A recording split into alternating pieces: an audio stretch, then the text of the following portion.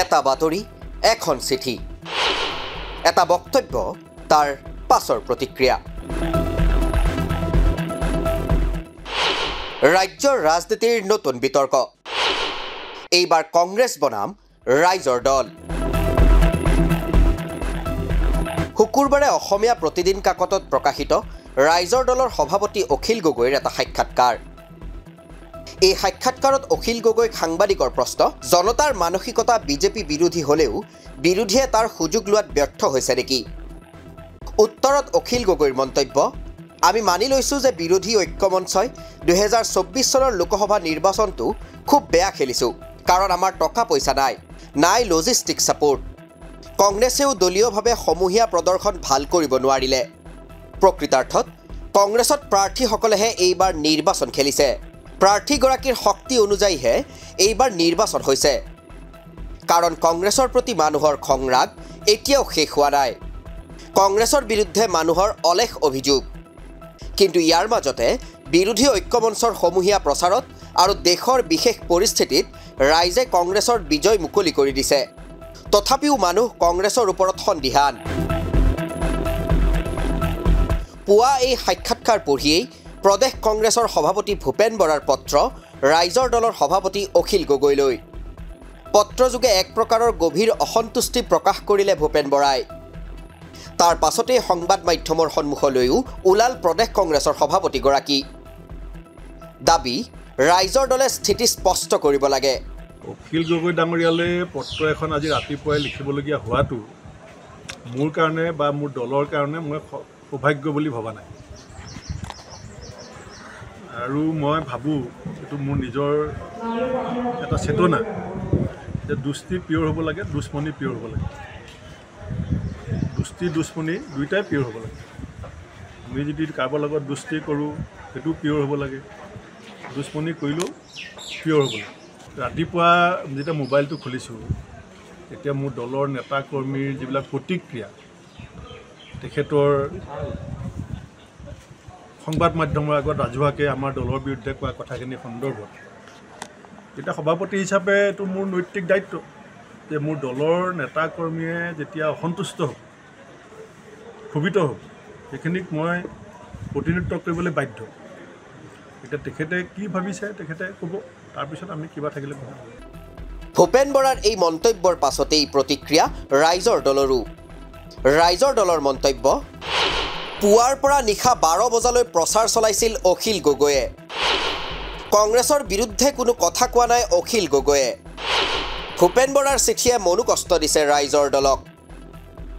এক সংবাদমেলত সমগ্ৰ বিতৰ্কৰ মুখনি মাৰি ৰাইজৰ দলে সবিশেষ বৰ্ণনা কৰি ক'লে, গতিকে আমি এইটোৱে ক'ব বিচাৰিছোঁ যে এই ইণ্টাৰভিউটোত সাক্ষাৎকাৰটোত যি বক্তব্য প্ৰকাশ পাইছে তাৰ প্ৰথমৰ পৰা শেষলৈকে আক্ৰমণৰ লক্ষ্য কৰি লোৱা হৈছে সাম্প্ৰতিক ফেচিবাদী বিজেপি।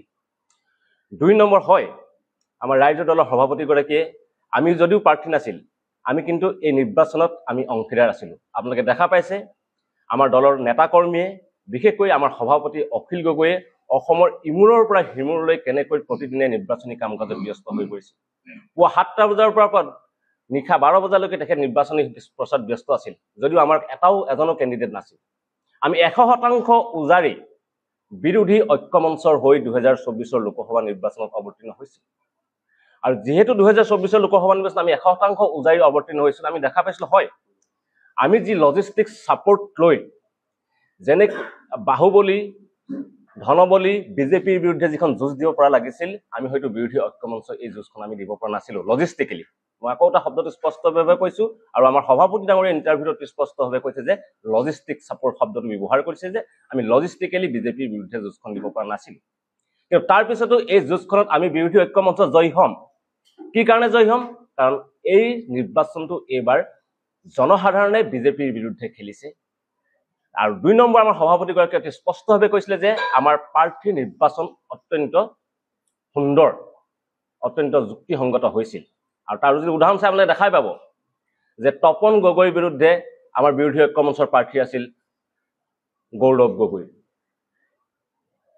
সৰ্বানন্দ সোণোৱাল, যিজনে অসমীয়া জাতিক বিশ্বাসঘাতকতা কৰিলে, তাৰ বিৰুদ্ধে প্ৰাৰ্থী কোন আছিল? তাৰ বিৰুদ্ধে বিৰোধী ঐক্যমঞ্চৰ প্ৰাৰ্থী আছিল অসমৰ জাতীয় যোদ্ধা বুলি আমি ক'ব পাৰোঁ অসম জাতীয় পৰিষদৰ সভাপতি উদীয়মান নেতা লুৰিণজ্যোতি গগৈ তেনেদৰে আমি দেখা পাব যে সুৰেশ বৰাৰ দৰে এজন ভ্ৰষ্টাচাৰী নেতাৰ বিৰুদ্ধে আমাৰ বিৰোধী ঐক্য মঞ্চৰ প্ৰাৰ্থী আছিল প্ৰদ্যুৎ বৰদলৈ AYDFৰ বদৰুদ্দিন আজমলৰ বিৰুদ্ধে প্ৰাৰ্থী হৈছিল ৰকিবুল হুছেইন আৰু গুৱাহাটী সমষ্টিত আপোনালোকে দেখা পাব যে বিজুলী কলিতা মেধিৰ বিপৰীতে নিৰ্বাচনত অৱতীৰ্ণ হৈছিল বিৰোধী ঐক্য মঞ্চৰ হৈ মীৰা বৰঠাকুৰ হয় এই কথা স্পষ্টভাৱে প্ৰমাণ কৰি দিছে যে প্ৰাৰ্থী নিৰ্বাচন সঁচাকৈ অতি গুণগত মানদণ্ডৰ হৈছে হাফিজ ৰছিদ আহমেদ চৌধুৰী কৰিমগঞ্জৰ প্ৰাৰ্থী আছিল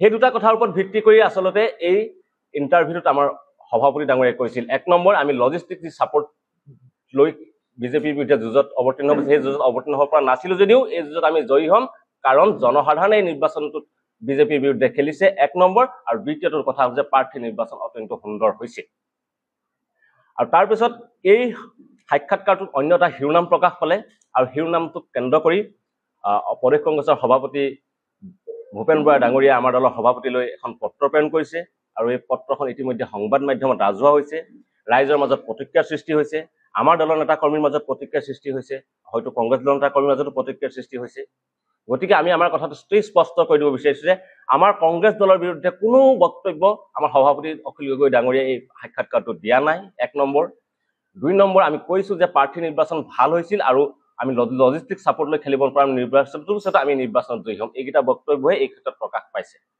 গতিকে আমাৰ ক'বলগীয়া এইটোৱেই যদি সেইকাৰণে আমি যদি কোনোবা কংগ্ৰেছ নেতা কৰ্মীয়ে এই কথাটোক লৈ ভুল ভাবি আছে তেখেতসকলক তেন্তে আমি আজি অসমীয়া প্ৰতিদিন কাকতৰ 5 নম্বৰ পৃষ্ঠাত প্ৰকাশ পোৱা এই সাক্ষাৎকাৰটো সম্পূৰ্ণৰূপে পঢ়ি চাবলৈ অনুৰোধ জনাইছো আমি ভাবো তেখেতসকলে এই সাক্ষাৎকাৰ যদি পঢ়ি যায় তেনে সকলোৰে মাজত ভুল বুজাবুজিৰ কোনো পদ্ধতি নহয় হয় অৱশ্যে আমি এটা কথা স্বীকাৰ কৰো যে এই সাক্ষাৎকাৰটো প্ৰকাশ পোৱাৰ পিছতে এটা তাৰ শিৰোনামটোক লৈ কংগ্ৰেছ দলৰ সভাপতি ভূপেন বৰা ডাঙৰীয়াই যি প্ৰতিক্ৰিয়া প্ৰকাশ কৰিছে সেই প্ৰতিক্ৰিয়া আমি অলপ অভাৰ ৰেক্ট হোৱা বুলি ভাবিছো আৰু এই যিখন পত্ৰ প্ৰেৰণ কৰিছে এই পত্ৰখনে আমাৰ দলৰ নেতা কৰ্মী মনতো এটা মনোকষ্ট দিছে কিন্তু আমি এইবিলাক কথা ধৰি থাকিব বিচৰা নাই আমি সকলো একলগ হৈ বিজেপিৰ বিৰুদ্ধে আমি যি যুঁজ চলাই আছো সেই যুঁজ চলাই যাবলৈ আমি দৃঢ় প্ৰতিজ্ঞ আমি তাৰ কাৰণে সকলো ত্যাগ কৰি হলেও আমি ৰাইজৰ দলে এই সকলোকে লগত লগ হৈ যিখন যুঁজ চলিছে যুঁজখন চলাই যাবলৈ আমি দৃঢ় প্ৰতিজ্ঞ ভূপেন বৰাৰ চিঠিৰ পাছত এইদৰে ৰাইজৰ দলেও